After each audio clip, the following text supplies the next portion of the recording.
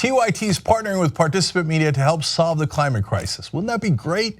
Now, look, you got to check out our series, 10 Days of Action, to learn more about what you can do to make a difference. And go see An Inconvenient Sequel, Truth to Power in theaters in New York and LA on July 28th and nationwide August 4th. So Maduro wanted to make a point about how he has a valid ID and is allowed to cast a vote, right? And so why would he even want to prove that he's legally able to do so? Well, it turns out that he wasn't necessarily born in Venezuela. People are accusing him of being born in Colombia, which would essentially bar him from being the president of Venezuela, right? So he has this ID, he's about to cast his ballot, and the media is with him, and he's like, I have my ID, I'm about to prove. He's speaking Spanish, he's not speaking the way I am.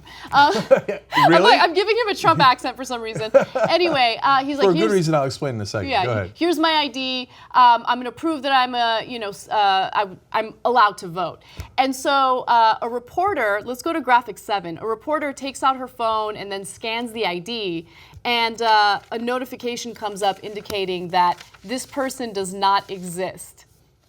So he's not in the voter rolls. He's not in the voter rolls. Because it turns out he might have been born in Colombia. He has, are you ready for this? Never shown a birth certificate.